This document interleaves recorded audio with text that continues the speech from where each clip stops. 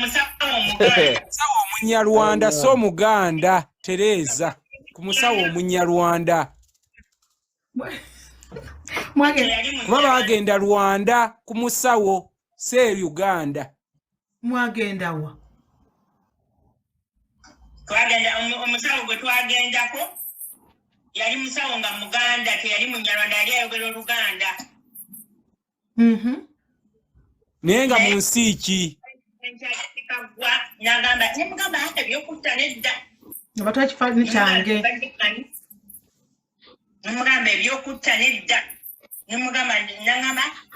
wamulambye nti jasyakuveeko abe nga takwogerako obeere nga gwe osinga ku intaneti nagamba njagala mbe nga nze nfuga intaneti yonange empuliriza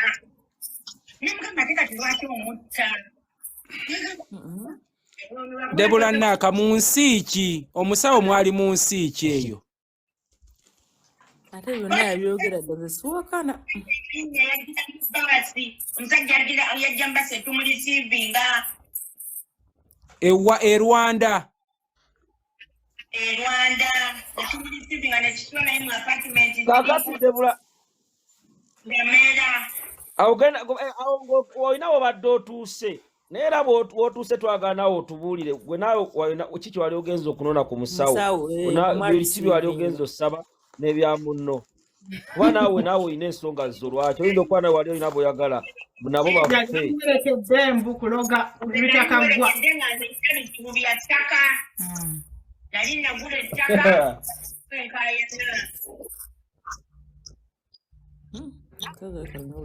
oli ye n'agenda alogera Ritah Kaggwa gw'eddalu oba afe eri amuloga ku fambu omusawo n'atugamba yatta aloga n'emisango yatugamba ebintu bibiri yatta nakuloga misango namuganze sitta kubanga omuntu yali yakiise mu ttaka lyange wa famire yange ngamba sitta era nenkomawo nenyumiza mama kubanga mama wange nali ngenda namubuuja kuba ye yasigaza abaana mama nemugamba mama bituuseyo nga birimu okutta omusajja atugambye yatta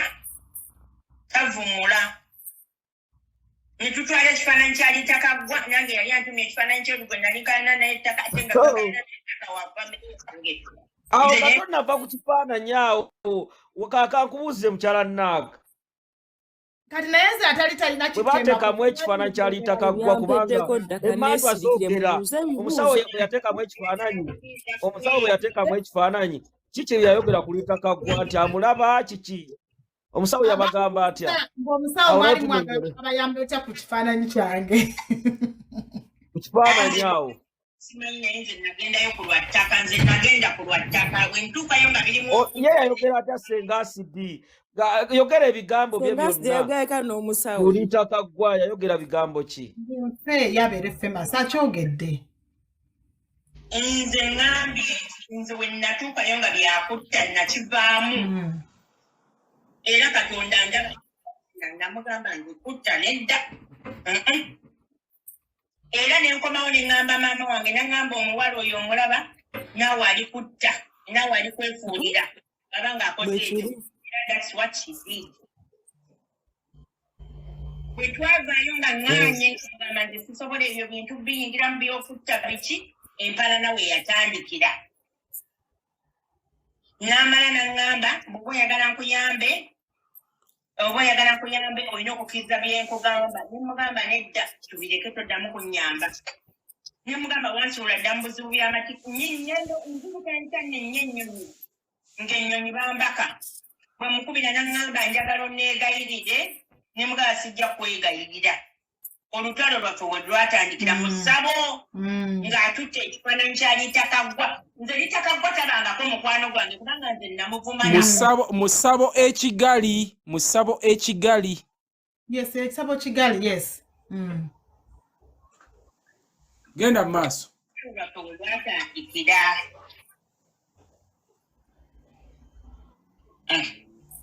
olutalo lwe ayogedde we lutandikidde naye kati Debula Naka maze ebbanga nga nkufolowinga nno kati kankuzeeyo emabega ng'ebyo bivuddeko obulamu bwo butambula butya kati e France wafuna omwami omupya bigenda bitya Deborah Nak Ndabona naka Johnny Kabadde abuuza obulamu obutambula bulungi butambula butye France butambula buli steady abaana buli kimu kiri okay kuba tukwagaliza kuba bulungi Agambye abadde ava traveling naye obuzibu afuna issues with traveling bavetinga nnyo empapula ze kubanga bamuteeka ku aviation gundi zonna sites erinnya lye blacklisted bamukebera ne bamusokola nakyawamu ennyonyi kati ntambulira mu baasi you can't imagine all over here ntwabalinga mu baasi kwegamba kati wasigala travelinga Germany kugenda Germany na Amsterdam nkugambye nabadde muwala wange yangulidde tiketi nengenda UK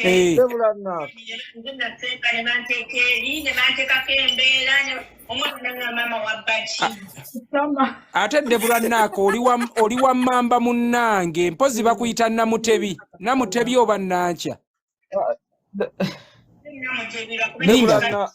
sokoleke Deborah Nak ayina mutte relationship yamwe mpozi ejjetya mwawasaayo ewaabwe mwafumbirwa maama we yazaala mukojja wange mukulu wa maama wange kisalale ekisalale yali family balungi Julius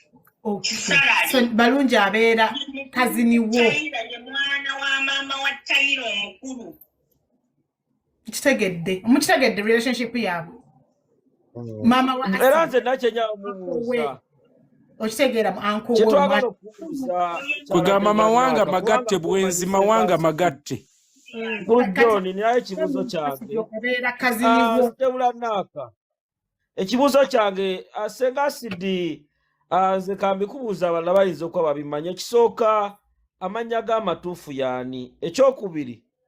Senga Sidi mu baana bano bazaazaalazaala mu mupakasi mu bakozi be yali e China n'abalala bonna essaawa zino bayambibwa n'ekisembayo tulaba ali mu myaka egy'obukadde bw'aba ayogera alaga nti alina ku bintu byakozeho properties ayinayo ekintu ky'ogamba nti kino yakikola oba abewaabwe Rwanda oba n'akikolera abaana be Uganda kikyayinawo oba ali mu kunywa bunyumyenge yali aguze ettaka eggayaaza muganda gwe bayita Buleyani bwe babazaala mu taata we n'alitunda era n'amupaka luziba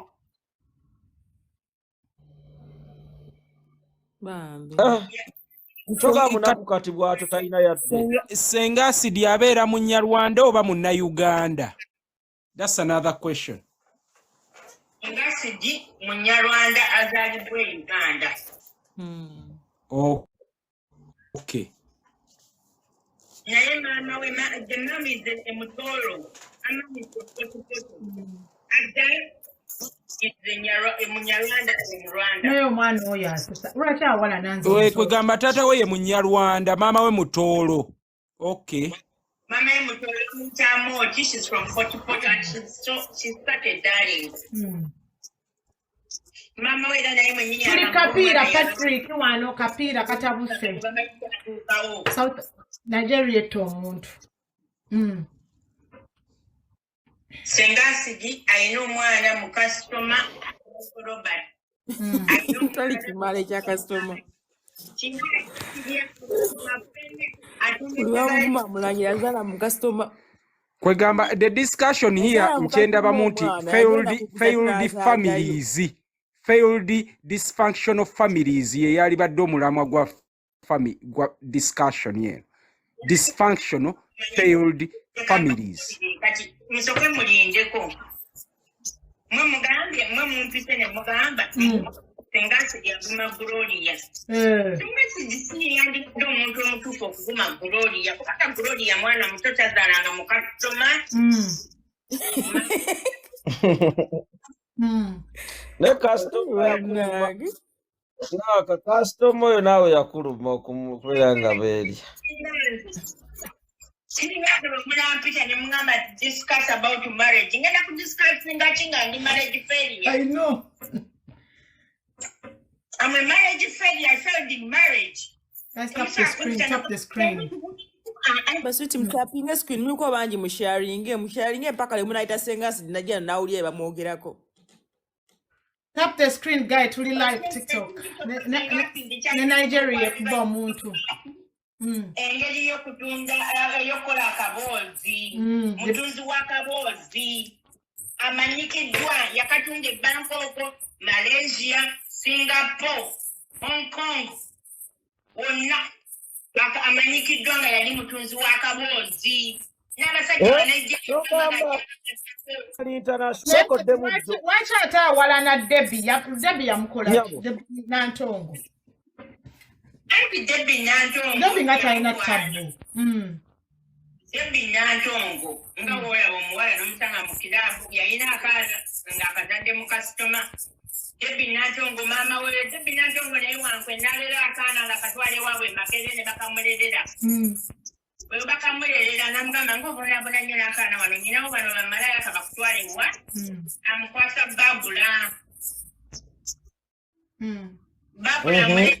kati agamba Debbie lwaki nange tewafunira abasajja b'e London waki wandika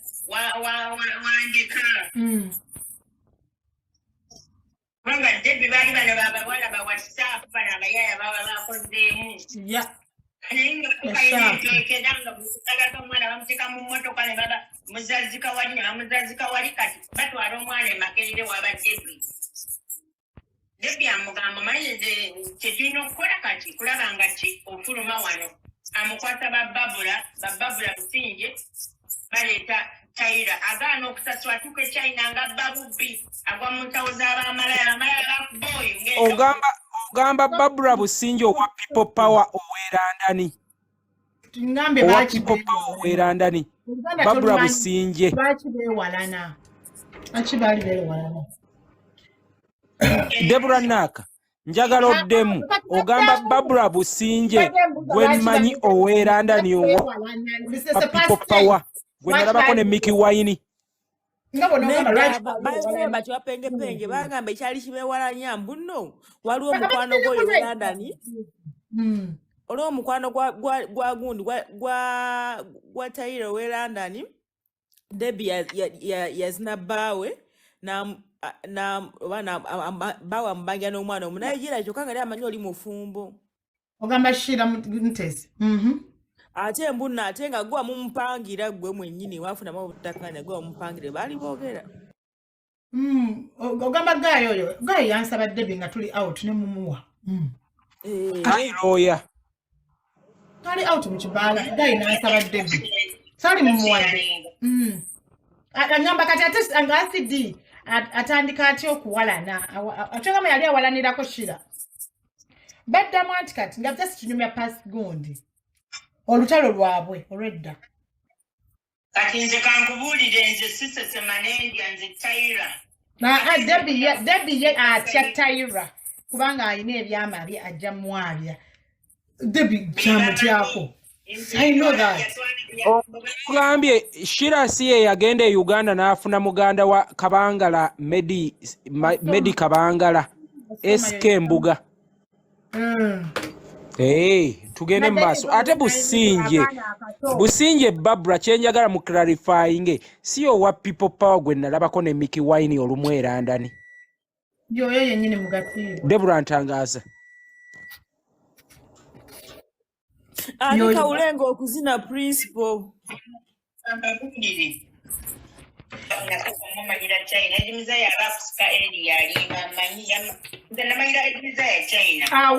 awakanidano ku live ng'ensi yonna embulaba ne tumukeneka era Wilbur Store ne bawakana ne beetwala n'akoowa avuddeko tumanya tusiivuddemu nagakasoka waliwo alikuje naza n'amugulira Deborah Naka nasemba kulaba ng'ogenze kulambulako Amsterdam ng'olaba omusajja weeyo ow'amaanyi ennyo owa social media oba byakomawa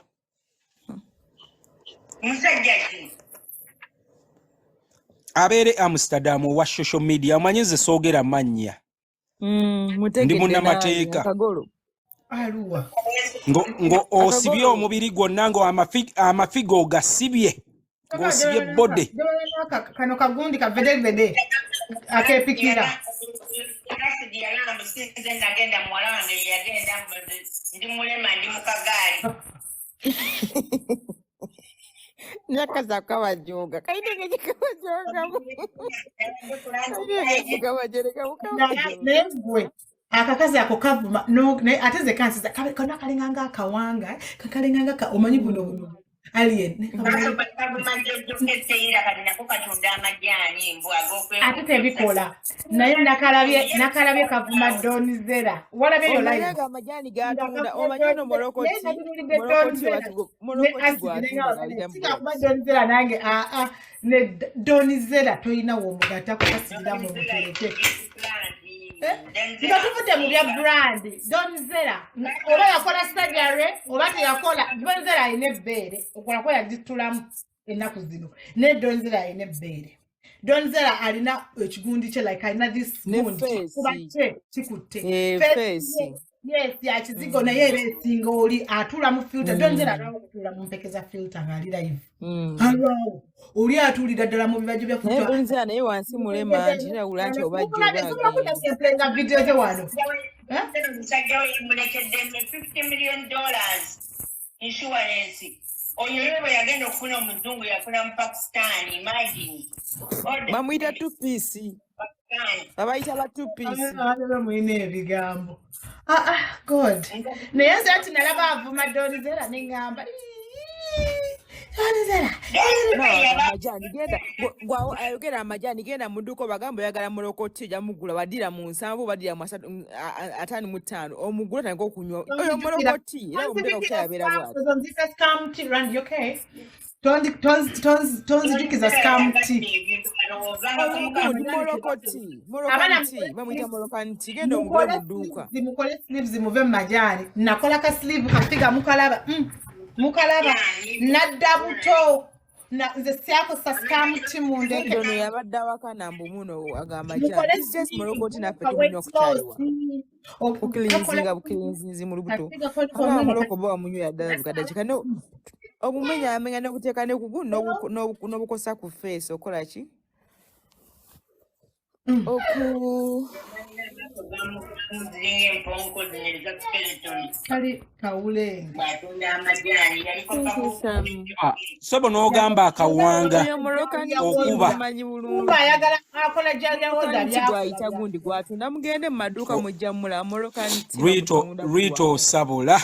osabula oludde mu kintu kino nkutikidde atakutya gwe Ritah atakutya gwe ntya kuba osabula Mira agambye breaking news Ritah asidi yatugamba mbu wakola surgery wabula namu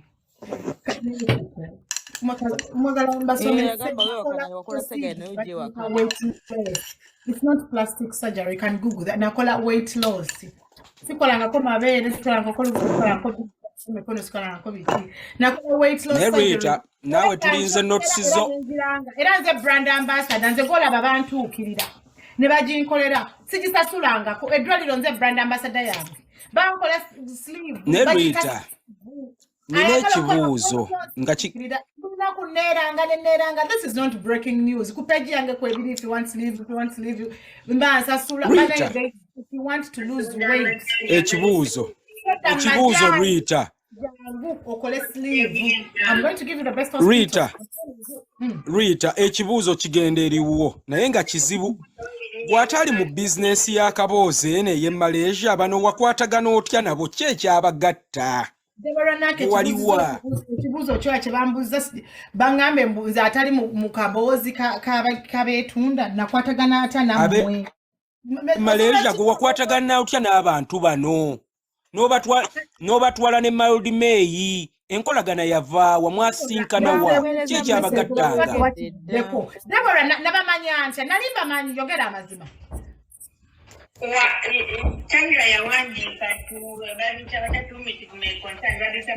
hide my identity nga tulina omunnayuganda ali stranded alina omwana omusajja amubbeeko akatabo ate ng'avuza akasolo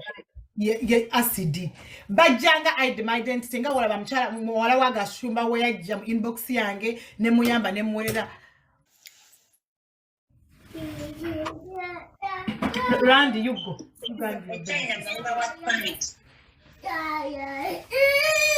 nze nali kuwaka pamiti nali nkola mulogiki era twakukanga container nze nasooka okukola abakyala Uganda Nigeria Angola naye kyobamanya ono yali big girl e China. She was like a big girl era yali common bano bamama China ne baggalawo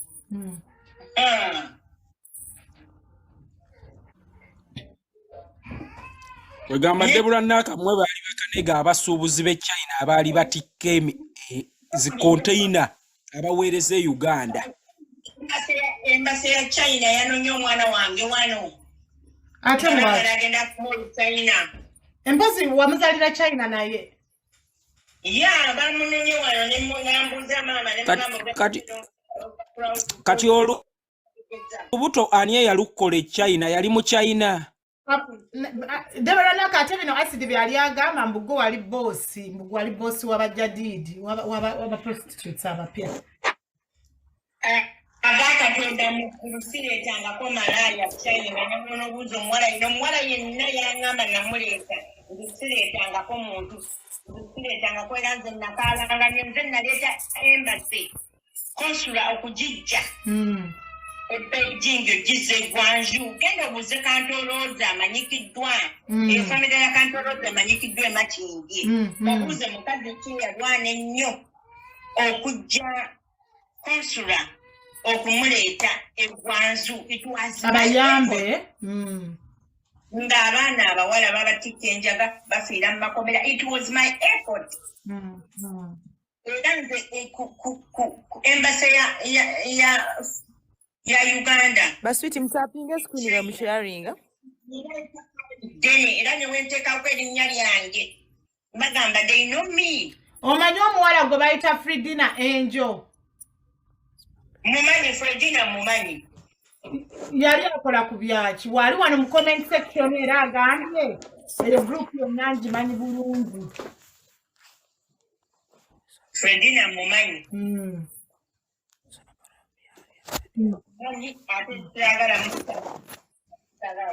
lwakuba agambye mbu wali boss wabajadidi mu comment section era n'agamba mubuuzo omuwala nti ogwe bayita Fredina Angel they were my boss wali bossi we abiwandise mu comment mbu wali bossi we abantu obutatulugunyizibwa obutatulugunyizibwa ng'era omuntu aba ayagala okutulugunya omuntu nnyingirawo